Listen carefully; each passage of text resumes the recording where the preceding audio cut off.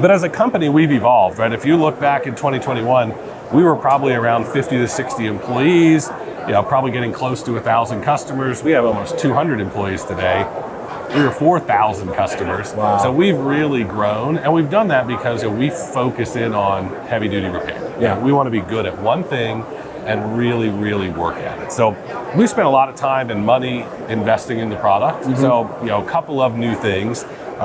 We have integrated a payments offering into the platform. Okay. So now, a customer can, or a shop can take payment from their customer directly in Fullbay. So that kind of takes that automation from invoicing right through to payment. Exactly, Yeah. right. If the shop is storing the credit card, they can, with authorization, just ding the card, or they can physically swipe a card, or even better, a customer of a shop can go into their portal, see all the service history of their vehicle and any open invoices, and just pay their invoices right there. Fantastic. Yeah. So what else is new? So we've worked really hard on some of the communication between the shops and their customers. So a lot more messaging triggers and opportunities. We've introduced more text messaging. We'll have coming out here pretty shortly two-way text messaging. Nice. So a customer can actually respond to the SMS message. And that's been really helpful.